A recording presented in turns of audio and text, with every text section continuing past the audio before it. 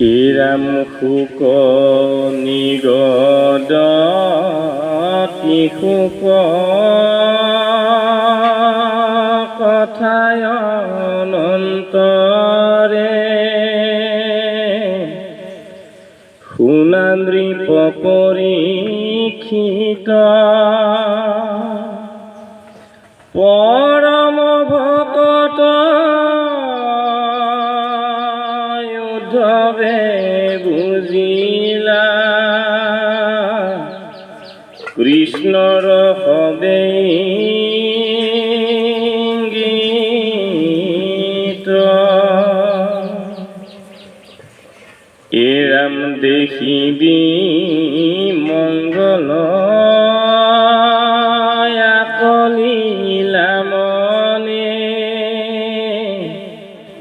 মাধৱৰ ভক্তি কাজ কুল সংহৰিবা বৈকুণ্ঠে চলিবা এৰিয়া দ্বাৰকা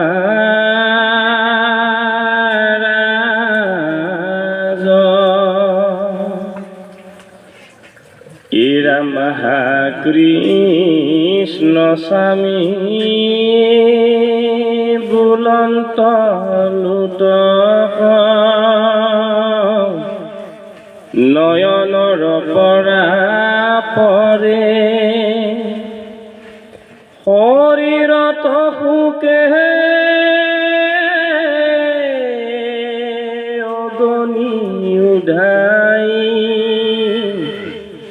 মনে মহামৰ্ম সহৰে এৰাম তেজীয়া নিশ্বাস চাপিলন্ত পাশ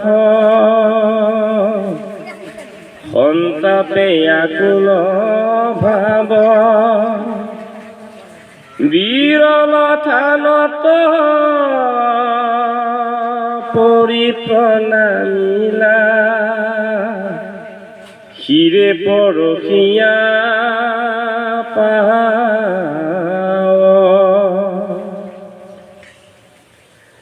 ইৰাম কৃষ্ণৰ বিয়োগে অগ্নি অন্তৰ্গতে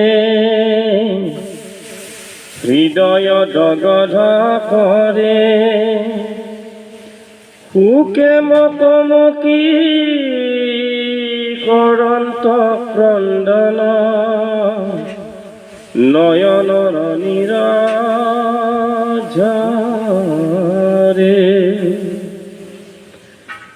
এৰাম কটুখনে আহি মুখ মুচি পাছে হৈ উঠিলা নমায়া মাথ কৰি কৃতাঞ্জলি বুজিবে লাগিলা সুকে গদ গদ মাত ইৰাম বংশক সংহৰি এৰি ভূমি তুমি যাইবা জানিলো আমি ঋষি খাপ বাপ ব্যৰ্থ নকৰিলা যিহেতু জগত স্বামী ইৰাম তোমাৰ চৰণ নেদেখি খনেকো থাকিবে নোৱাৰো হৰি তুমি এৰিলা তহ চাৰি প্ৰাণ প্ৰভু অৱশ্যে যাইব মৰি কৃষ্ণ কৃষ্ণ কৃষ্ণ কৃষ্ণ কৃষ্ণ জয় গুৰু শংকৰ সৰ্বগুণাকৰ যাকাৰি নাহি কেউ কাম তোহাৰি চৰণৰ ৰেণুহত গোটেই বাৰে পকৰ সপনাম বাৰে পকৰ সপনাম আজিৰ এই সেৱাৰ স্থলীত উপস্থিত হোৱা বাপ বান্ধৱ আই মাতৃ সমস্ত সবাৰো শ্ৰীচৰণত আমি সেৱা জনাইছোঁ। আমি এই ভাগৱতৰ সৰলীকৰণ ব্যাখ্যাটো বহুত দূৰৰে কথা, সৰলীকৰণ কৰিব নাজানো, তথাপিতো আমাৰ ৰাজবংশী বাপ আৰু আমাৰ এই বাপ সমস্তৰ আজ্ঞা পৰে ভক্তি, আজ্ঞা বিনে কাৰ শকতি। গতিকে আজ্ঞা শিৰত লৈ আমি এক দুই আষাৰ ক'বৰ কাৰণে চেষ্টা মাথোন কৰা হৈছে। অনেক ভুল হ'ব পাৰে। কৃষ্ণ মাধৱ মাধৱ মাধৱ মাধৱ কৃষ্ণ শংকৰ গুৰু হৰিৰাম। ভগৱন্ত কৃষ্ণ যাৰ জন্ম নাই, অজ নিৰ্গুণ নিৰাকাৰ, সেই ভগৱান কৃষ্ণ দুষ্টক দমন, শান্তক পালন, ধৰ্ম প্ৰতিষ্ঠা আৰু ভকতৰ মনোবাঞ্ছা পূৰণৰ কাৰণে পৃথিৱীত বাৰে বাৰে অৱতাৰ লয়। আৰু এই সম্পূৰ্ণ অৱতাৰ ভগৱান কৃষ্ণ আহিছিলে দৈৱকীৰ গৰ্ভত 125 বছৰ বয়স লৈ। আৰু এনেদৰে ভাগৱত আগবাঢ়ি আজি আহি একাদশ স্কন্ধ কৃষ্ণ উদ্ধৱ সংবাদ, এইখিনিতে কি হৈছে 125 বছৰ ভগৱান কৃষ্ণৰ পৰিসমাপ্ত হৈছে। আৰু কৃষ্ণই বৈকুণ্ঠলৈ স্বধাম বৈকুণ্ঠলৈ যোৱা সময় হৈছে। আৰু এই কথাটো তেতিয়ালৈকে কোনেও জনা নাছিলে, কিন্তু ভগৱান কৃষ্ণৰ একান্ত সখা, একান্ত ভকত, একান্ত বান্ধৱ উদ্ধৱ মহামহন্তই এই কথাটো জানিছিলে। আৰু জানি ভগৱান কৃষ্ণৰ ওচৰলৈ আহি কাতৰ প্ৰাৰ্থনা জনাইছে যে মই গম পালো, মই বুজি পালো, তুমি আৰু এই পৃথিৱীত নাথাকা, এই ধৰাধামত নাথাকা, তুমি স্বধাম বৈকুণ্ঠলৈ গতি কৰিবা। ঋষিৰ দ্বাৰা ঋষিসকলে আচলতে যদুকুলক সাপ দিয়া নাছিল, কৃষ্ণই দিয়াইছিলে।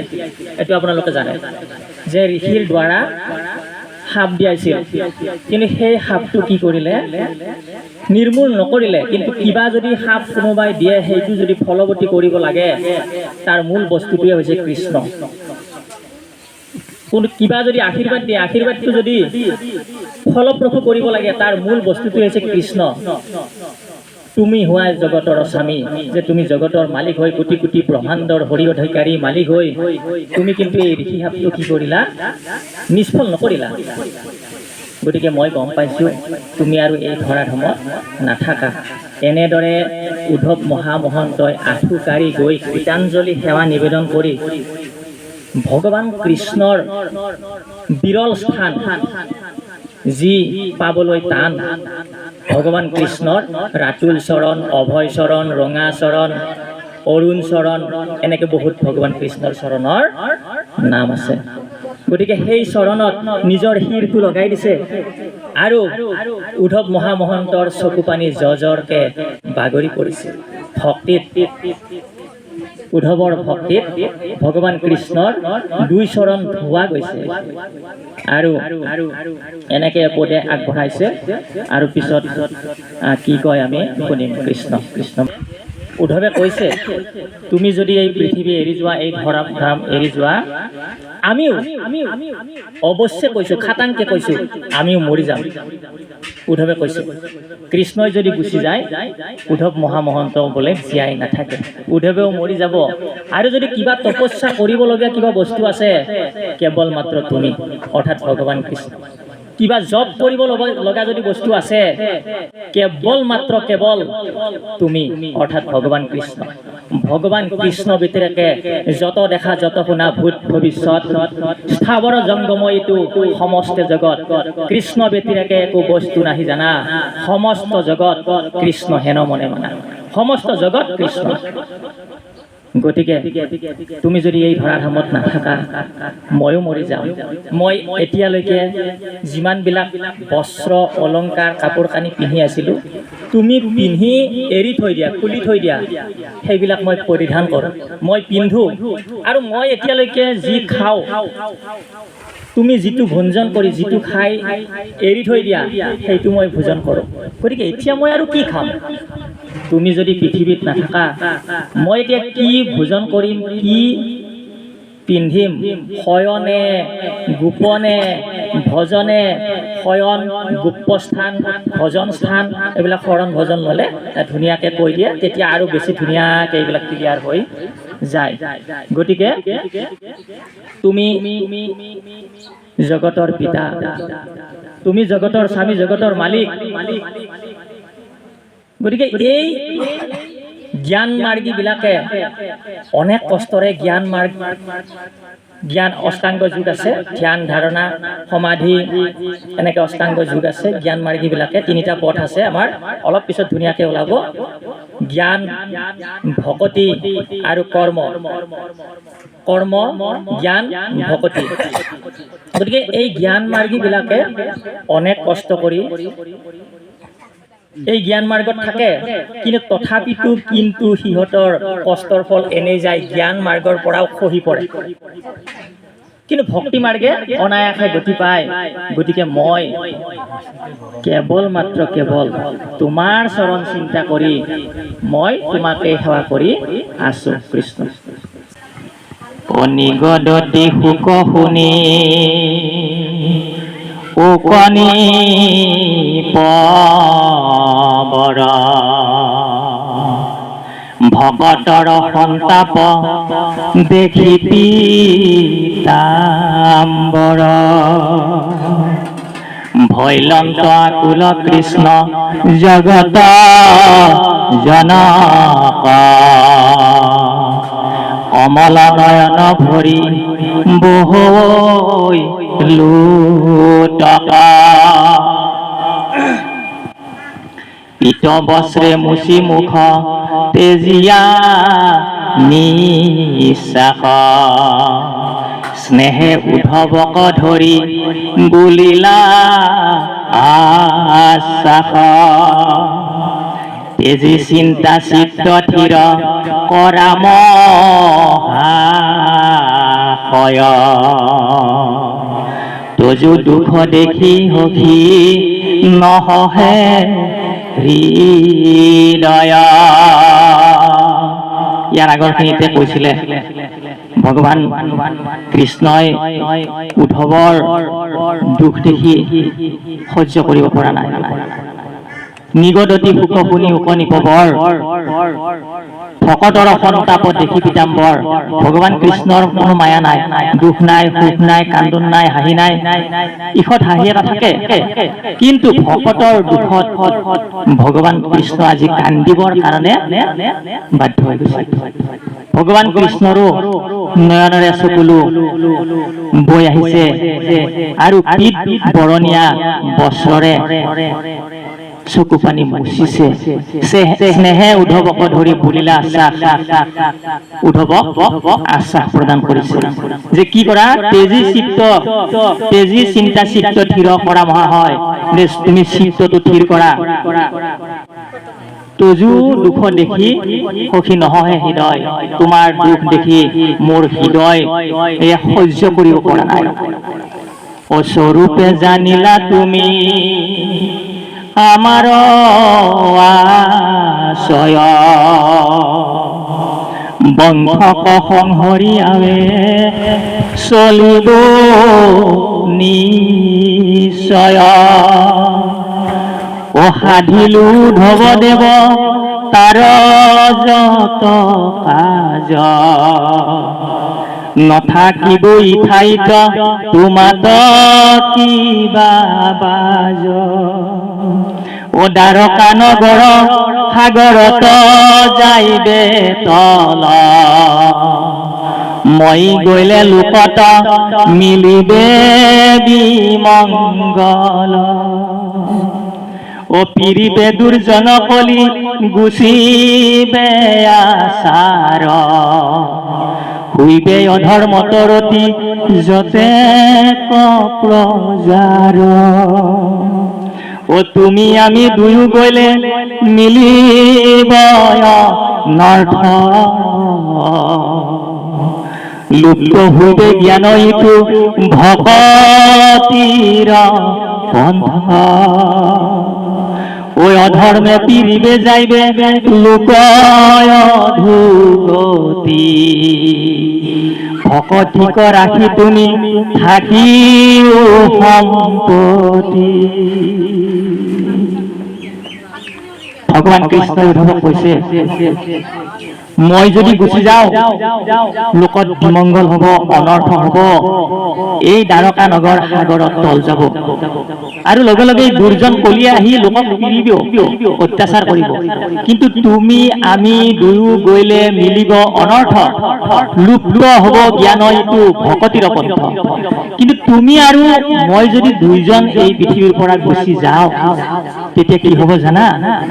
অনৰ্থ হব। কি অনৰ্থ হব? মানুহৰ মনত এই জ্ঞানটো নাইকিয়া হৈ যাব। কি জ্ঞান? ভকতি জ্ঞান। এই ভকতিয়ে যে পৰম শ্ৰেষ্ঠ, এই জ্ঞানটো নাইকিয়া হৈ যাব। গতিকে সম্পত্তি তুমিও থাকা, তুমি থাকিব লাগিব। কিয় থাকিব লাগিব? ভকতিক ৰাখি তুমি থাকিও সম্প্ৰতি। তুমি ভকতিক ৰাখি এই পৃথিৱীত থাকা, পৃথিৱী পৰজ্যোতি ফুৰা।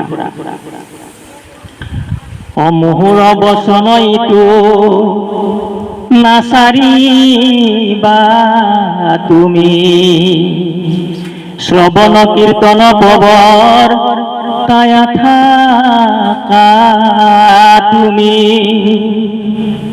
ও ভকতি নভৈলে তুমি, এইটো ভূমি হ'ব লাগে, নহয় জানো? ও ভকতি নভৈলে ভূমি যাইবে ৰখা তল, মোৰ আজ্ঞা পালিয়া ৰহিও মহাবল। ও কিন্তু এইটো নাথাকিবা কহিলো প্ৰকতি, মুত চিত্ত দিয়া ফৰা পৃথিৱী পৰজ্যোতি। ও যত দেখা শুনা মায়া ময় স্বপ্ন সম, হৰিময় দেখি দূৰ কৰামতি ভ্ৰম। ও জ্ঞান কৰ্ম ভকতি কহিলো কৰি ভেদ, ভকতি পৰম পন্থা দিলো পৰিছেদ। ও নাহিকে উত্তম গতি ভকতিত কৰে, নিশ্চয় কহু ভকতিতে মোক অৱশ্য কৰে। গতিকে আকৌ ভগৱান কৃষ্ণই এটা সিদ্ধান্ত প্ৰদান কৰিছে। এইবিলাক যে পঢ়ি আহিছো এইবিলাক কাহিনী হৈ যাব, কিন্তু ভগৱান কৃষ্ণই এটা আকৌ সিদ্ধান্ত প্ৰদান কৰিছে যে কি কৈছে? জ্ঞান কৰ্ম ভকতি কহিলো কৰি ভেদ, ভকতি পৰম পন্থা দিলো পৰিছেদ। তিনটা মাৰ্গ আছে, জ্ঞান মাৰ্গ, কৰ্ম মাৰ্গ, ভকতি মাৰ্গ। জ্ঞান মাৰ্গ আগতে কৈছো যে ধ্যান, ধাৰণা, সমাধি, যম, নিয়ম, আসন, প্ৰণয়ম, অষ্টাংগ যোগ আছে, অতি কষ্টকৰ। নানা ঋষি মুনি বিলাকেও, ব্ৰাহ্মণ বিলাকেও এই জ্ঞান মাৰ্গত থাকি তাৰ পৰা সহি পৰিছিলে। গতিকে অতি কষ্টকৰ। কৰ্ম মাৰ্গ, হোম, যজ্ঞ, পূজা, পাতাল, তীৰ্থ, ব্ৰত, স্নান, দান, এইবিলাক কৰ্ম মাৰ্গ। গতিকে কৃষ্ণই সিদ্ধান্ত দিছে জ্ঞান কৰ্ম ভকতি কহিলো কৰি ভেদ, এই তিনিটা মাৰ্গক মই ভেদ কৰি কলো ভকতি পৰম পন্থা দিলো পৰিছে। যে মোৰ সিদ্ধান্ত মই দিছো, বেলেগে কি কৈছে মই নাজানো, কিন্তু মই সিদ্ধান্ত দিছো ভকতি পৰম পন্থা দিলো পৰিছে। মই চিনাকি কৰি দিছো ভকতিয়েই পৰম পন্থা, আৰু ভকতিয়েই লগ, ভকতিয়েই ভকতৰ ভকতি। এইটো কৃষ্ণই কৈছে। গতিকে নাহিকে উত্তম গতি ভকতিত পঢ়ে, নিশ্চয় কহো ভকতিতে মোক বশ্য কৰে। মোক আৰু কোনেও বশ্য কৰিব নোৱাৰে, কেৱল মাত্ৰ কেৱল মই ভকতিতেই বশ্য হৈ যাওঁ। কৃষ্ণই কৈছে উদ্ধৱৰ আগত। ও ভকতিত পৰে আন নকৰিবা সখী, হেন শুনি উদ্ধৱে মুচিলা দুই আখি। কৃষ্ণৰ চৰণ চাই তেজিলা নিশ্বাস গদ গদ বাক্যে বুলি লন্ত লাখে লাখ। আকৌ কৈছে যে ভকতিত পৰে আন নকৰিবা সখী, যে ভকতিৰ বাহিৰে আৰু আন তুমি নকৰিবা। বেলেগ আৰু কৰি লাভ নাই। এইবিলাক এনে কৰি থাকিব পাৰিব, পইচা খৰচ কৰি থাকিব পাৰিব, সময়টো নষ্ট কৰিব পাৰিব, কিন্তু লাভ নাই। কৃষ্ণই কৈছে আমি কৃষ্ণৰ কথা মানিম নে বেলেগৰ কথা মানিম, এইটো নিজা নিজা কথা। কিন্তু কৃষ্ণই সেনেকে কৈছে। আৰু এনেকুৱা কৃষ্ণৰ মুখৰ পৰা মধুৰ বাণী শুনি উদ্ধৱে দুয়ো চকু মুচি কৃষ্ণৰ ফালে চাই লাহে লাহে কৃষ্ণৰ ফালে আগবাঢ়ি যায়। গদ গদ মাতেৰে কবলৈ ধৰিছে। এবাৰ উদ্ধৱে আকৌ কব, কি কব? অ হে প্ৰাণ বন্ধু মোক বুলিও বুজাই, ঋষি সমস্তৰ কিয় একমতি নাই। কেহু বুলৈ কৰ্মে কেহু বুলৈ জ্ঞানে গতি, তোমাৰ সন্মত পথ কেৱলে ভকতি। যে মোৰ এটা প্ৰশ্ন আছে, উদ্ধৱে কৈছে এই প্ৰশ্ন আপোনালোকৰো আছে, এই প্ৰশ্ন আমাৰো আছে। কি প্ৰশ্ন?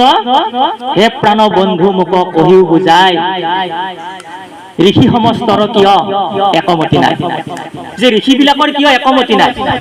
একেই বেদ পঢ়িছে, কোনোবাই কয় যজ্ঞ কৰা, কোনোবাই কয় ধ্যান ধাৰণা কৰা, কোনোবাই কয় ভক্তি কৰা, কিয় বেলেগ বেলেগ? একে বেদ বাক্য কিয় ভৈলা বেদ মতি ভেদ, কিংকৰৰ কেশৱ সংশয় কৰাছে। একেই বেদৰ বাক্য, কিন্তু কিয় মতিভেদ হল? এইটো প্ৰশ্ন আছে। কিয় বেলেগ বেলেগ হল? এইটো প্ৰশ্ন আছে। গতিকে এই প্ৰশ্নটো আমাৰো আপোনালোকৰো। গতিকে এই প্ৰশ্নটোৰ উত্তৰ দিয়া, পদে উত্তৰ দিব আমাক। আমিনো কি উত্তৰ দিম? নহয় জানো? পদে উত্তৰ দিব। গতিকে তোমাৰ সন্মত পথ কেৱলে ভকতি। এতিয়া কব, ও একে বেদ বাক্য কিয় ভৈলা মতি ভেদ, কিংকৰৰ কেশৱ সংশয় কৰাছেদ। অনাদি ঈশ্বৰ তুমি শিৱ সৰ্ব জান, পৰিচ্ছেদ দাতা তুমি বিনে নাহিয়ান। অনাদি ঈশ্বৰ তুমি শিৱ সৰ্বজান। এই শিৱটো যে কৈছে এইটো কিন্তু গণেশৰ পিতা শিৱৰ কথা কোৱা নাই, ভগৱান কৃষ্ণৰ কথা কৈছে। ভগৱান কৃষ্ণৰে অনেক কোটি কোটি নাম আছে, সহস্ৰ নাম আছে। এই সহস্ৰ নামৰ ভিতৰত শিৱ এটা নাম। গতিকে অনাদি ঈশ্বৰ তুমি শিৱ সৰ্বজান কৃষ্ণক কৈছে, তুমি ইয়াৰ সিদ্ধান্তটো দিব লাগে।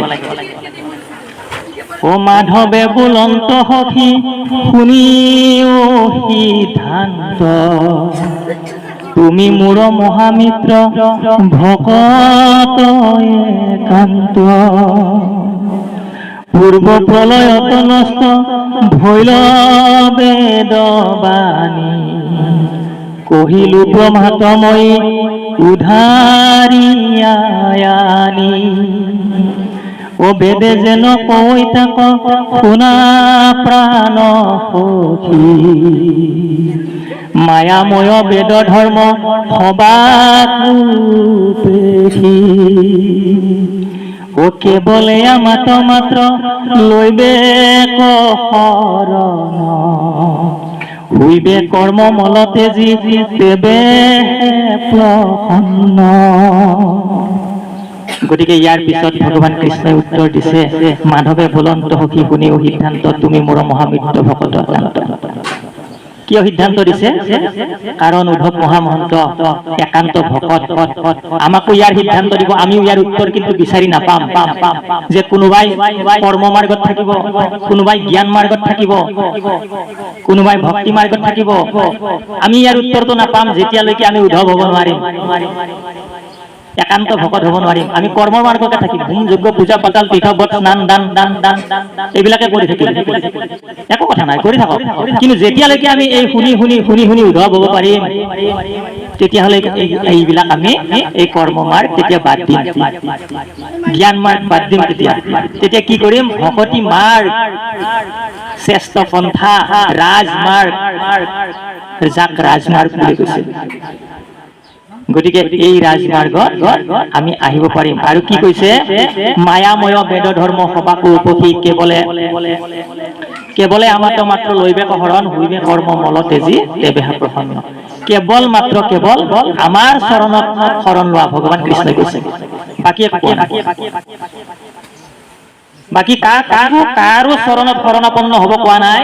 কেৱল মাত্ৰ কেৱল ভগৱান শ্ৰীকৃষ্ণৰ চৰণত শৰণাপন্ন হ'বলৈ কৈছে। মই বিনে বেদে কিছু আনন বখানে, চাৰিও বেদৰ তত্ত্ব অৰ্থয়ে হি মানে। মনুতে প্ৰথমে ব্ৰহ্মা কহিলা হৰিষি, পাছে জানিল অন্ত বেদ হবে সপ্তঋষি।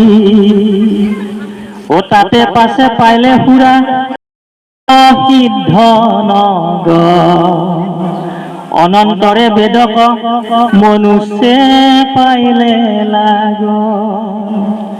যাৰ যেন মতি কৰি বেদক ব্যাখ্যান, নিজয় অৰ্থ ভকতিক তেজি বুজয়ান।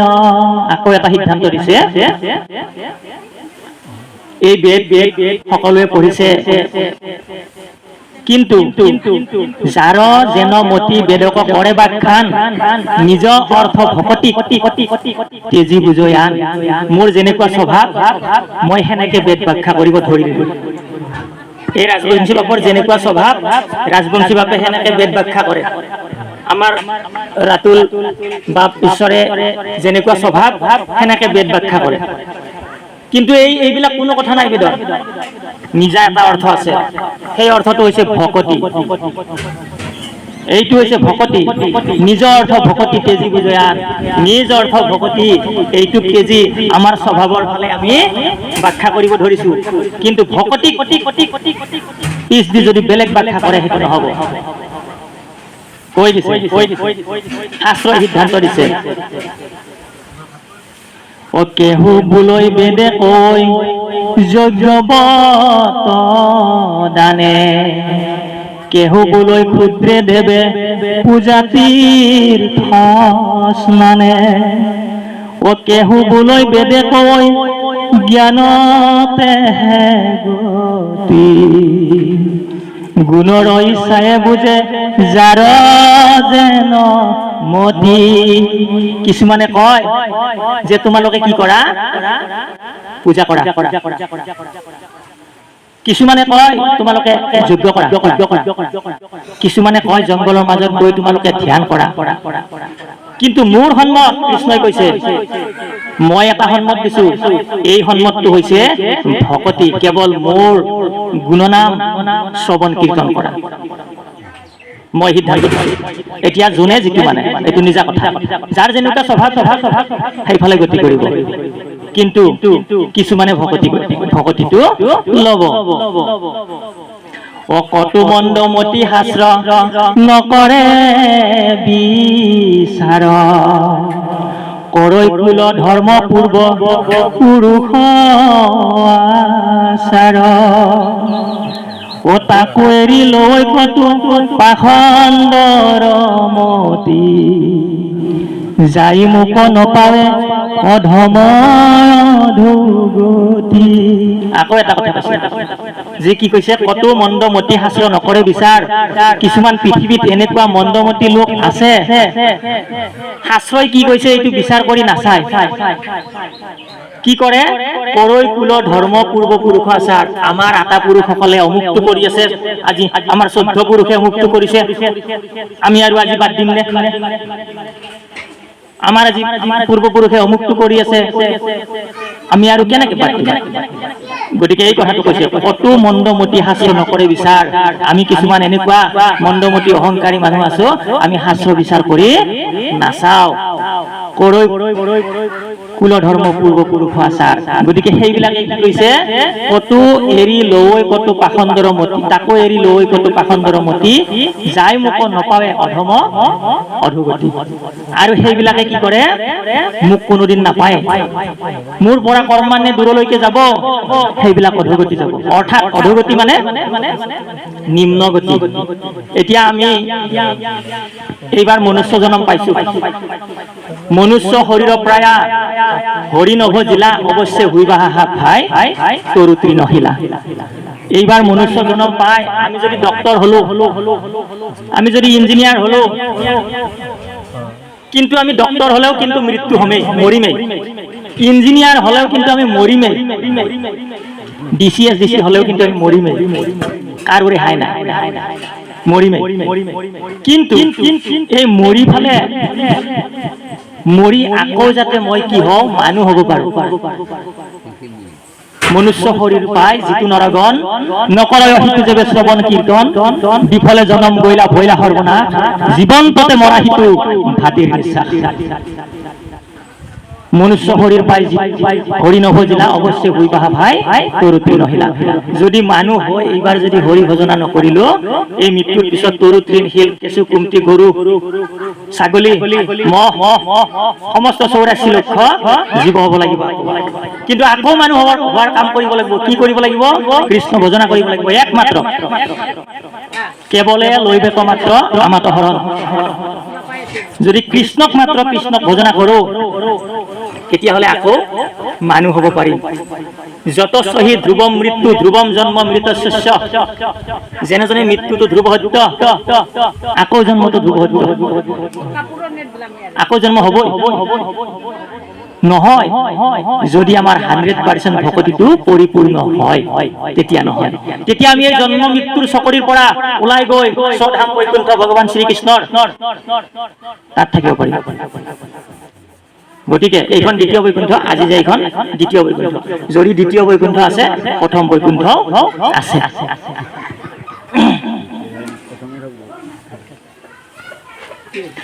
অনসাৰৈ কৰ্মিক শোক দুখে ৰাত্ৰি দিনে, জ্ঞানতো নাহিকৈ গতি ভকতি বিহীনে। ও আনে নজানৈ ইটো বেদৰ বিচাৰ, এতেকে ভকতি পন্থ সন্মত আমাৰ। এই কথা আনে নাজানে, ভগৱান কৃষ্ণই কৈছে, মই কৈছো, মই সন্মত দিছো। এতেকে ভকতি পন্থ সন্মত আমাৰ, মই সন্মত দিছো। সমস্ত কথাবিলাক বুজাই অনাৰ পিছত ভকতি পন্থটোই চিনাকি কৰি দিলো। গতিকে আমাৰ উদ্দেশ্য হ'ব, আমি ভকতিটো কেনেকে গ্ৰহণ কৰিব পাৰো, আমি সেইটো কি কৰি দিব লাগিব, থাকিব লাগিব, মনটোক জোৰ দি থাকিব লাগিব। যে ভকতিটো কেনেকে ল'ব পাৰো, এইটো জোৰ দি থাকিব লাগিব।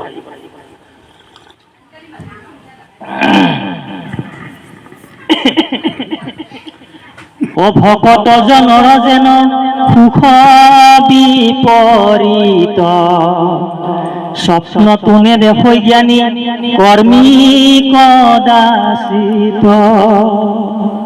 ও পায়া মুখ মনত সন্তোষ হৰিষ, ভকতিৰ সুখ ভকতিৰ সখী সুখ ময়দ সুদিশ।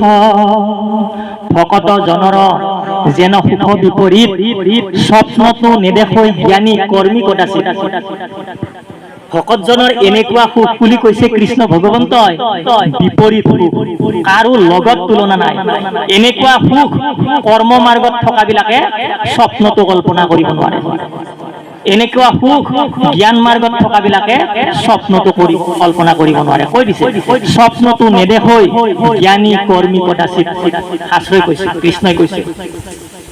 গতিকে শাস্ত্ৰৰ সিদ্ধান্ত যে ভকতিৰ সখী, ভকতৰ সুখ দশো দিশ। আমাৰ 4টা দিশ আছে, প্ৰধান দিশ আৰু এনে 10টা দিশ আছে। গতিকে দশো দিশ, চব ফালে সুখ ভকতৰ, এইটো কৈছে। যদি আমি একান্ত ভকত হব পাৰো, এক যুগ অন্ত একান্ত, যোনে একতেই অন্ত হৈ গল, মানে কৃষ্ণ ব্যতিৰেকে আৰু একো নাই। এই একতে যোনে অন্ত হৈ গ'ল। আমি চেষ্টা কৰি আছো, এটা সময়ত হ'ব, কিন্তু চেষ্টা কৰিব লাগিব। এটা জন্মত নহ'ব পাৰে, আকৌ মৃত্যু হ'ব, আকৌ মানুহ হ'ম, আকৌ মৃত্যু হ'ব, আকৌ মানুহ হ'ম, আকৌ মৃত্যু হ'ব, আকৌ মানুহ হ'ম। এনেকে গৈ গৈ যেতিয়া আমাৰ 100% ভকতিটো ফিল আপ হৈ যাব। এতিয়া ধৰা হ'ল, অকমান 2 মিনিট এটা কথা কৈছো, ধৰা হ'ল ৰাজধানীলৈকে যাব লাগে, আমি দিল্লীলৈকে যাব লাগে। আমি ট্ৰেইনত উঠি দিলোঁ ডিব্ৰুগড়ত ট্ৰেইনত উঠি দিলোঁ। ট্ৰেইন আহি থাকিল, ক্ষেত্ৰীত ট্ৰেইন বেয়া হৈ গ'ল, একো চিন্তা কৰিব নালাগে। ডিব্ৰুগড়লৈকে আকৌ উলটি যাব নালাগে, ক্ষেত্ৰীতেই ট্ৰেইনত উঠি দিলে হ'ল। ক্ষেত্ৰীৰ পৰা গৈ থাকিল কলিকতাত ট্ৰেইন আকৌ বেয়া হৈ গ'ল। চিন্তা কৰিব নালাগে, কলিকতাৰ পৰা ডিব্ৰুগড়লৈকে ঘূৰি আহিব নালাগে, কলিকতাতে ট্ৰেইনত উঠি দিলে হ'ল। এদিন নহয় এদিন ক'ত পাব, দিল্লী গৈ পাব। ঠিক তেনেদৰে আমি এতিয়া কলৈ গতি কৰি আছো, বৈকুণ্ঠলৈ গতি কৰি আছো। আমি বৈকুণ্ঠলৈ যাম, কিন্তু এই জন্মত আমাৰ ফিল আপ নহ'ল, মৃত্যু হৈ গ'ল। যদি আমি হৰি ভক্তি ৰাজ মাৰ্গ স্খলন নাহিকে কদাচিত, যদি আমি হৰি ভক্তি ৰাজমাৰ্গত ৰজাৰ মাৰ্গত যদি খোজ পেলাইছো, তেতিয়া তাৰ পৰা স্খলন নহয়, অৰ্থাৎ আকৌ ডিব্ৰুগড়লৈকে যাব নালাগে। অৰ্থাৎ আকৌ আমি 84 লক্ষ কীট পতংগ অধুজনী, যিটো নিম্ন জুনি, সেই জুনিত আমি জন্ম ল'ব নালাগে, আকৌ মানুহ হ'ব পাৰিম। অৰ্থাৎ য'ত মৰিছো তাতে জন্ম হ'ব, আকৌ মানুহ হ'ম। কিন্তু ক'ত জন্ম হ'ম, এইবাৰ যদি 10 ভকতি ইনকাম কৰি আমি মৃত্যু হ'ল, এই 10টো গাত আমাৰ লাগি আহিব। এইবাৰ 11ৰ পৰা হিচাপ হ'ব ভকতিটো, 11ৰ পৰা হিচাপ হৈ 25ত মৰি গ'লো, আকৌ এইবাৰ আকৌ মানুহ হৈ জন্ম পাম, 25ৰ পৰা আৰম্ভ হ'ব, 26, 27 আৰম্ভ হৈ যাব।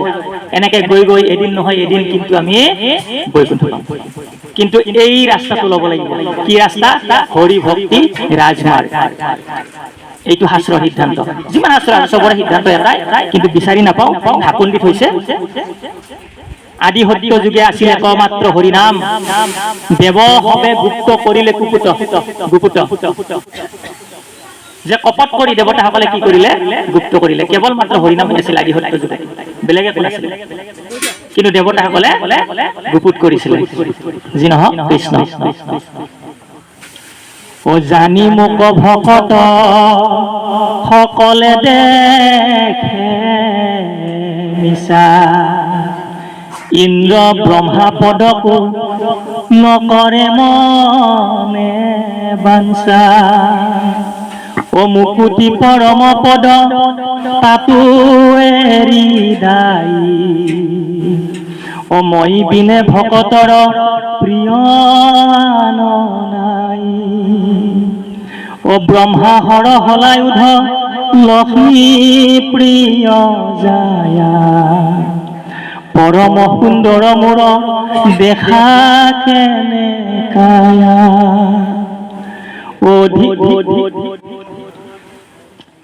অধিক সবাতো তুমি, অধিক সবাতে তুমি প্ৰাণ প্ৰিয়তম, নাহি আন বান্ধৱ উদ্ধৱ তুমি সম। ভগৱান কৃষ্ণৰ অতিকে প্ৰিয় হৈছে ব্ৰহ্মা, ভগৱান কৃষ্ণৰ অতিকে প্ৰিয় হৈছে হৰ মহাদেৱ, হলায়ুধ বলৰাম। ভগৱান কৃষ্ণ অতিকে ভাল পায়, ব্ৰহ্মাক ভাল পায়, মহাদেৱক ভাল পায়, বলৰামক ভাল পায়, আৰু লক্ষ্মী প্ৰিয় জায়া লক্ষ্মীক ভাল পায়। আৰু কৈছে পৰম সুন্দৰ দেখাইতো মোৰ কায়া, মোৰ যে দেখিছা মোৰ এই কাইটো, কোটি কোটি ব্ৰহ্মাণ্ডত এনেকুৱা কাই আৰু কাৰো নাই, এনেকুৱা দেহ আৰু কাৰো নাই, ইমান সুন্দৰ দেহ, এইটো মোৰ অতিকে প্ৰিয়। কিন্তু তোমাক মই এটা কথা কওঁ, অধিক সবাতে তুমি প্ৰাণ প্ৰিয়তম, নাহি আন বান্ধৱ উদ্ধৱ তুমি হম। কিন্তু এই সকলোতকৈ তুমি মোৰ প্ৰিয়। কিয় প্ৰিয়? তুমি মোৰ একান্ত ভকত, তুমি মোৰ সখা, তুমি মোৰ বান্ধৱ। অভকতেহে জানে, অভকতেহে জানা মোৰ পৰম বান্ধৱ, ভকত জনৰ মই সুহৃদ উদ্ধৱ। ও মই বিনে ভকতে নিচিন্তে কিছু জ্ঞান, ময়ো ভকতত পৰে নাজানো হোৱান। ও ভকত সমান সখী মোৰ কোন আছে, ময়ো মহাভকতৰ ফুৰু পাছে পাছে। ও মোৰ উদৰত আছে ব্ৰহ্মাণ্ড যতে ভকতৰ ধূলা পৰি পবিত্ৰ প্ৰত্যেক।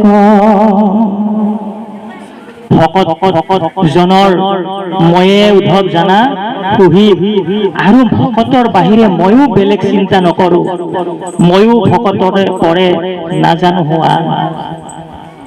ভকত সমান সখী মোৰ কোনো আছে, মই মহাভকতৰো সৰু পাছে পাছে। যে ভকতৰ সমান আৰু মোৰ কাৰণে কোনো নাই, মই ভকতৰ পাছে পাছে ঘূৰি ফুৰো। যিমান ব্ৰহ্মাণ্ড আছে, কোটি কোটি ব্ৰহ্মাণ্ড আছে, এই সমস্ত কোটি কোটি ব্ৰহ্মাণ্ড কি হয়? ভকতৰ ধূলা পৰি পবিত্ৰ হয় বুলি কৈছে। এজন যদি একান্ত ভকত কৰবাত আহি যায়, তেখেতৰ চৰণ য'ত পৰে সেই জাগা কি হৈ যায়? পবিত্ৰ হৈ যায় বুলি কৈছে। নাৰদে এনেকে সমস্ত ব্ৰহ্মাণ্ড পবিত্ৰ কৰি ফুৰিছিলে, চাৰি সিদ্ধই পবিত্ৰ কৰি ফুৰিছিলে। উত্তম ভক্তৰ কথা থাকুক সম্প্ৰতি, সামান্য ভকত তৰে শুনা মহামতি। ও লোভে মোহে কামে ক্ৰোধে বিষয় আক্ৰোশে, নুচুয় মোৰ ভক্তক একো দুখে। ও সামৰ্থ ভকতি আতি একোৱে নচাৱে, ভকতক পালয় পুত্ৰক যেন মাৱে। ভকতিৰ মহত্ব কহিয়া নাপাও সীমা, ভকতিৰ শুনা সখী আশ্চৰ্য মহিমা। ভকতক কেনেদৰে পালন কৰে? যেনেদৰে এজনী গায়ে এজনী ধেনুৱে নিজৰ পোৱালিটোক পালন কৰে, ঠিক তেনেদৰে ভকতজনক পালন কৰে কৃষ্ণ ভগৱন্তই। ভকতিৰ মহত্ব কহিও নাপায় সীমা, ভকতিৰ মহত্ব কৈ আৰু শেষ নাপায়। ইমান ভকতিৰ মহিমা আছে। কৃষ্ণ কথাৰ যেনেকে মহিমা আছে, অনন্ত নাগে সহস্ৰখন মুখেৰে যদি কৃষ্ণ কথা কৈ থাকে, তথাপিতো কৃষ্ণ কথাৰ মহিমা কৈ কৈ শেষ কৰিব নোৱাৰে। ঠিক তেনেদৰে ভকতিৰো ঠিক তেনেকুৱা মহিমা, ভকতিৰ শুনা সখী আশ্চৰ্য মহিমা। কেইটামান আশ্চৰ্য মহিমাৰ কথা কৈছে। ও কৰৈ মুত ভকতি যদ্যপি দুষ্ট চিত্তে, দহৈ পাতকে তাৰ তথাপি তৰিতে। ও একোৱে নচাৱে পাপ পুণ্য যত আছে, যেন মহাবহ্নি কেঁচা শুকান বাঞ্চে। ও আন ক্ষুদ্ৰ দেৱতাত যদি নেদৈ মতি, মহাদুৰাচাৰ কৰৈ আমাত ভকতি। ও সেহিহে পৰম সাধু জানা মহা হয়, ও যিহেতু আমাক মাত্ৰ কৰিলা নিশ্চয়। সাধু সংগ অনুসৰা, শ্ৰৱণ কীৰ্তন কৰা, পৰিহাৰা পাখণ্ড আচাৰ। সাধু সংগ আমাক ল'ব কৈছে। এতিয়া সাধু কাক বোলে? ভাগৱতে কৈছে কাক বোলে সাধু? আন ক্ষুদ্ৰ দেৱত যদি নেদৈ মতি, মহা দুৰাচাৰ কৰৈ আমাত ভকতি। সেহিহে পৰম সাধু জানা মহা হয়, যিহেতু আমাক মাত্ৰ কৰিলে নিশ্চয়। গতিকে সাধু কাক বোলে কৈ দিলে যে আন ক্ষুদ্ৰ দেৱত যদি নেদৈ মতি, আন ক্ষুদ্ৰ দেৱক তেওঁ মতি নিদিয়ে, আন ক্ষুদ্ৰ দেৱক তেওঁ পূজা সেৱা নকৰে, কেৱল মাত্ৰ কেৱল মোকেই ভজনা কৰে। কৈ দিলে যে সেয়েহে পৰম সাধু, যিহেতু আমাক মাত্ৰ কৰিলে নিশ্চয়, আমাক মাত্ৰ নিশ্চয় কৰিলে, সেইজন পৰম সাধু। গতিকে সেনেকুৱা সাধু সংগ যদি আমি পাই যাওঁ, তেতিয়া আমাৰ কি হ'ব? সাধু সংগ অনুসৰা শ্ৰৱণ কীৰ্তন কৰা পৰিহৰ পাখণ্ড আচাৰ, আমাৰ পাখণ্ড আচাৰ বিলাক নাইকিয়া হ'ব। কিন্তু আমি ভাগৱত শুনিয়ে আছো, হাজাৰ হাজাৰ বছৰ ধৰি মানুহবিলাকে শুনি আছে, আমিও শুনি আছো। আজি 40 বছৰ ধৰি পাখণ্ড আচাৰ নাইকিয়াই হ'ব নোখোজে, কৃষ্ণত ভকতিয়ে বাঢ়িব নোখোজে, একান্ত হৰণ নাই। যিজনৰ মুখৰ পৰা শুনিছো তেওঁ শুদ্ধভাৱে এশৰণীয়া নহয়, এশৰণীয় হ'ব লাগিব শুদ্ধভাৱে। তেখেতৰ ভাগৱতৰ প্ৰথম স্কন্ধত কৈ দিছে, হুয়া একশৰণ সাক্ষাৎ, এশৰণীয়া হ'ব লাগিব শুদ্ধভাৱে।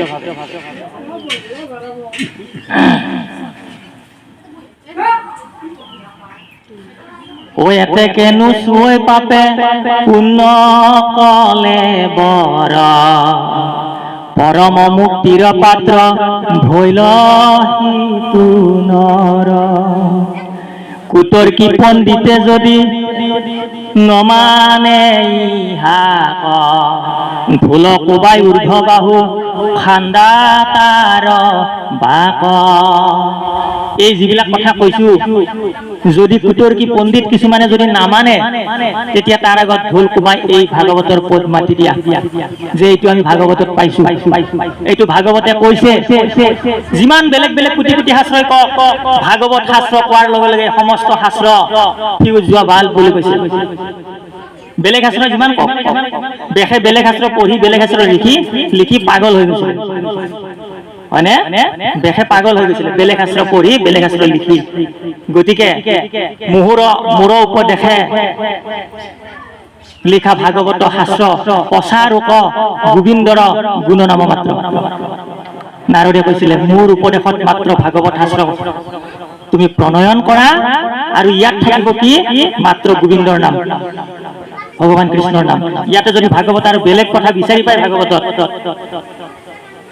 কি হ'ব নহয় জানো? কেৱল মাত্ৰ ভাগৱতত পাব কৃষ্ণ কথা, বেলেগ কথা একো বিচাৰি নাপায়। কৈ দিছে একদম, ব্ৰহ্মাই কৈ দিছে, নাৰদে কৈ দিছে।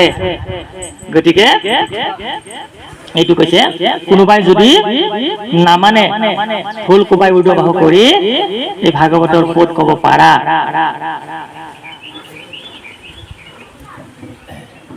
ও দুৰাচাৰো তৰয়াত ইটো কোন চিত্ৰ, চণ্ডালকো কৰৈ মূৰ ভগতি পবিত্ৰ।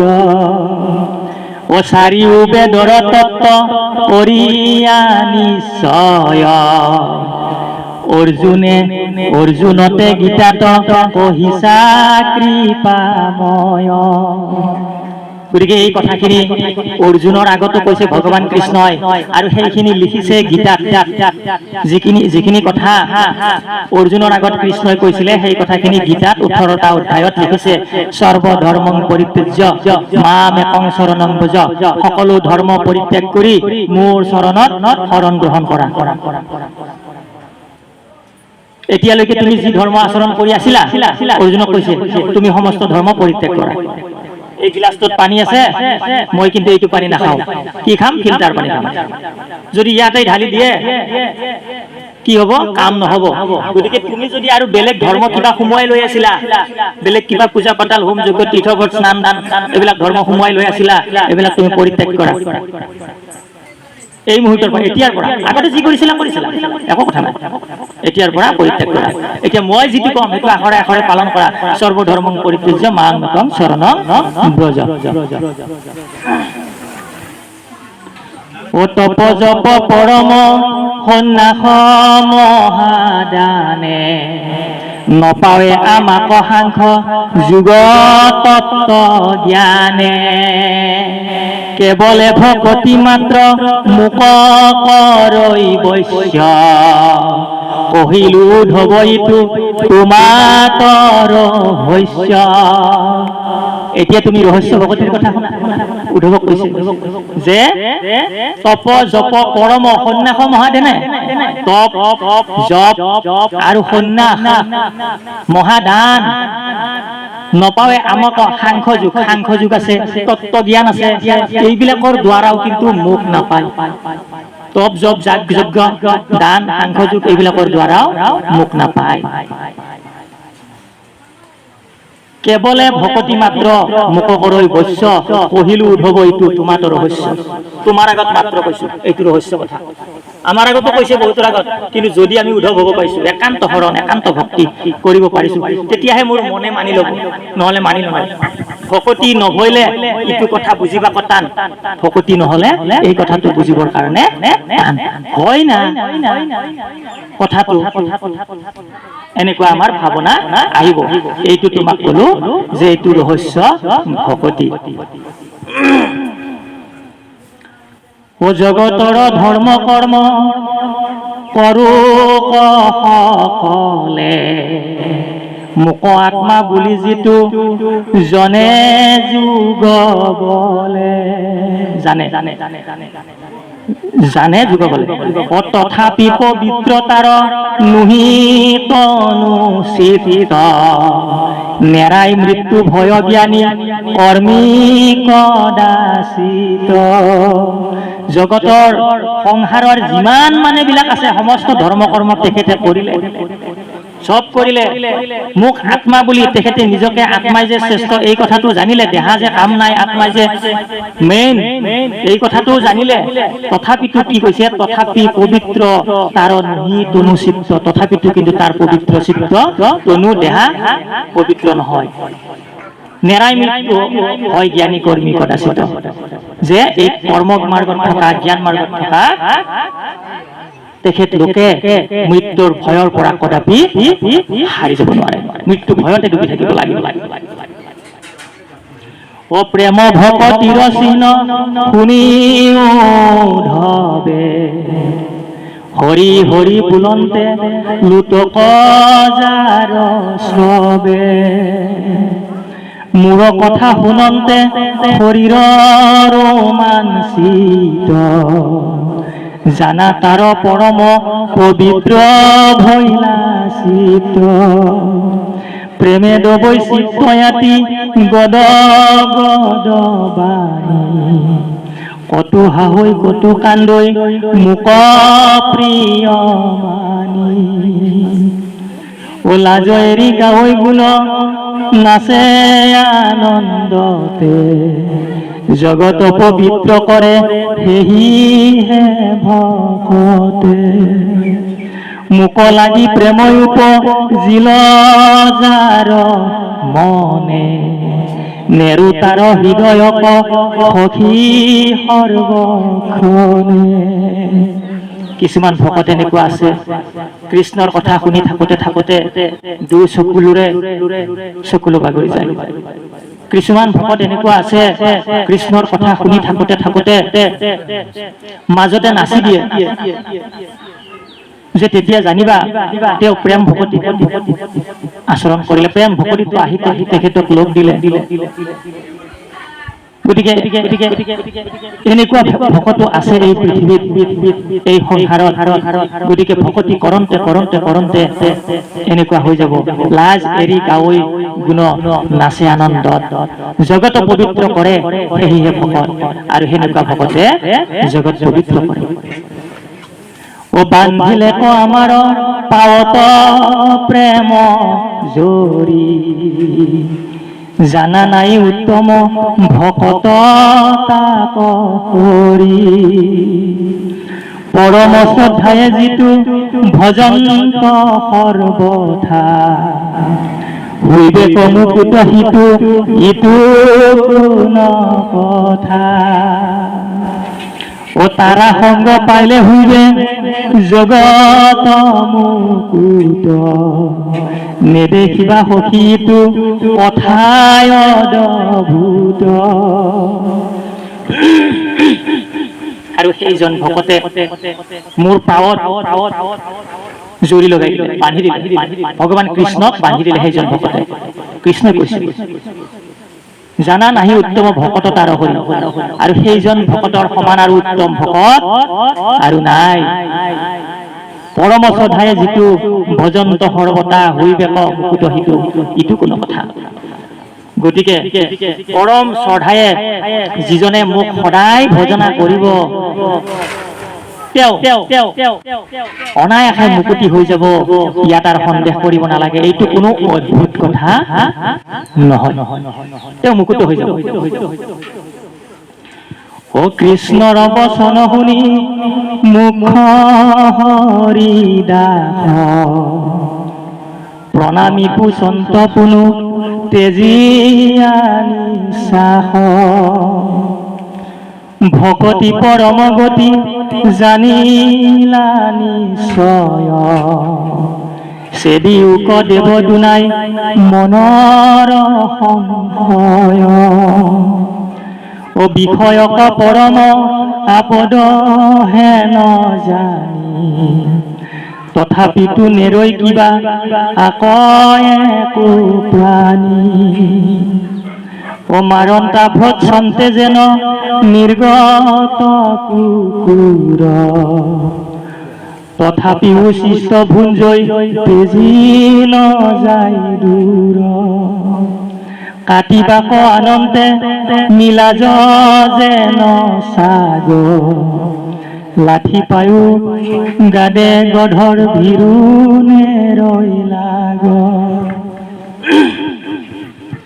ঐ এহি মতে দুখময় জানি নিৰন্তৰে তোমাক নভজি কিবা আত্মাঘাত কৰে ও মাধৱে বুলন্ত সখী শুনা পৰিছেদ পঢ়ে যেবে শাস্ত্ৰ হবে জানি চাৰি বেদ ও কৰিবে নোৱাৰে মত তথাপি ভকতি নলয় নৰে যেবে সন্তৰ সংগতি অৰ্ণতক হন্ত কথা কৃষ্ণে গোপ কৰি নাহিকে উপায় সখী সুসংগ কৰি ও আমাক নপাৱই কোনো জ্ঞানী কৰ্মী লোক সাধু সংগে অৱশ্যে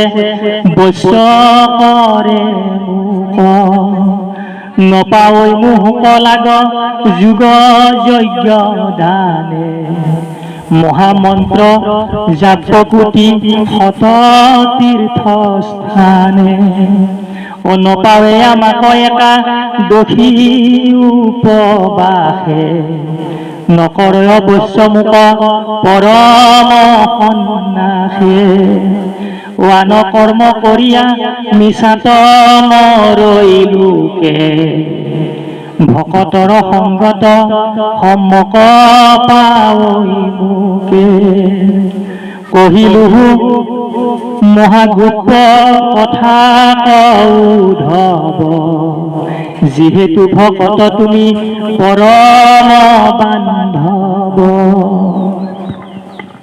গতিকে ভগৱান কৃষ্ণই সিদ্ধান্ত দিছে যে ভকতৰ বাহিৰে সাধু সংগৰ বাহিৰে আৰু বেলেগ উপায় নাই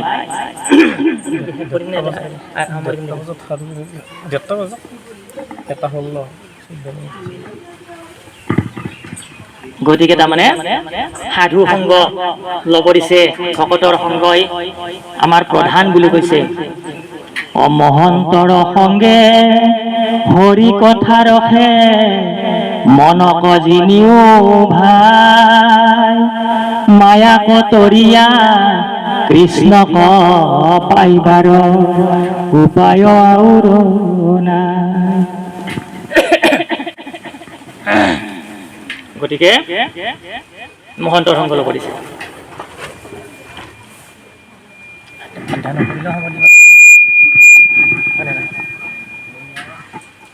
ইয়াতে মানে হ'ব দিছে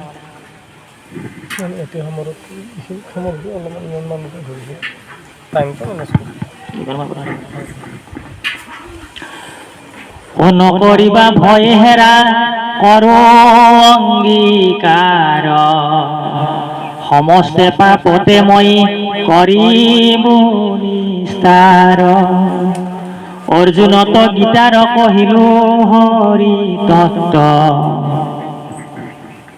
ঈশ্বৰ কৃষ্ণৰ আগে লয়োক সন্মত চাৰি বেদে ৰামায়ণে পুৰাণ ভাৰত হৰিকেহে কৈ মাত্ৰ সমস্তে শাস্ত্ৰত ঐহা কন জানি আন কৈ অল্পমতি কদাচিতো নুশুনিব ইহ সন্মতি পাতকীৰো কৰ্মই আছে শুনি মৰি ঘিনে কলিযুগে গতি নাই হৰি নাম বিনে কৃষ্ণৰ নামেহে কৰৈ পতিতৰো গতি নামৰ মহিমাৱে শুনিও সম্প্ৰতি এই ৰাম পাতকীৰো কৰ্মই আছে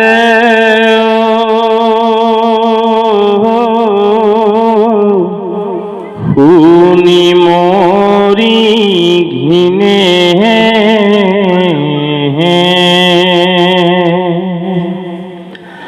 কলিযুগে গতি নাই হৰি নাম বিনে এই ৰাম কৃষ্ণৰ নামে কৰয়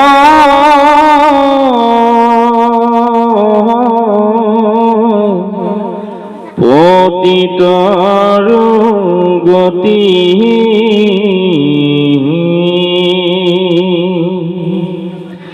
নামৰ মহিমায়াবে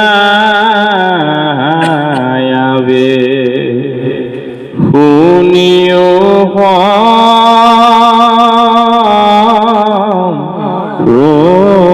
সম্প্ৰতি এৰাম যিটো জনে যাই মাধৱ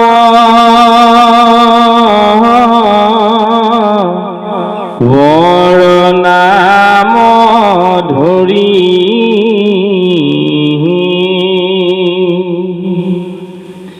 পাছে পাছে ফুৰৈ দেৱ দেৱী তুতি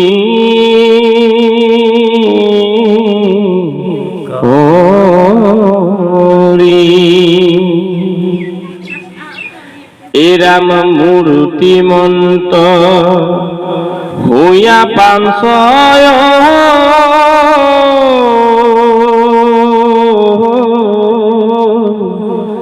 প্ৰকাৰ মুকুতি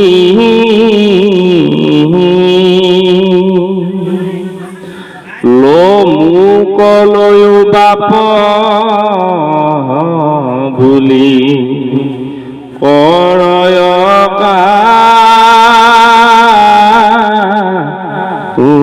কাকুতি এই ৰাম পাপ সংহাৰ হৰিয়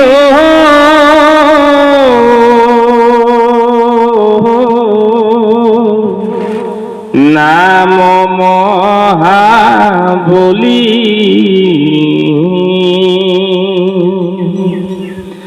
যাৰ ধ্বনি শুনি কম্পি পলাই পাপ কলি এৰাম জগতৰে পৰম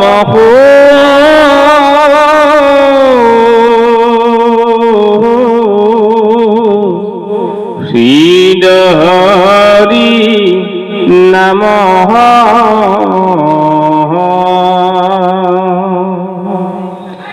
জানি নিৰন্তৰে ভুলে নৰে ৰাম ৰাম শ্রীরাম জগতরে ও পরম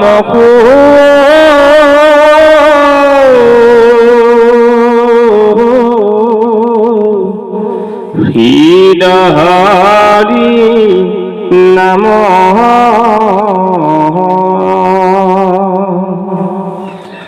জানি নিরন্তরে নরে ভোলা রাম রাম ও ভোলা রাম রাম হরি ও কৃষ্ণ শঙ্কর গুরু ও হরি রাম রাম ও হরি রাম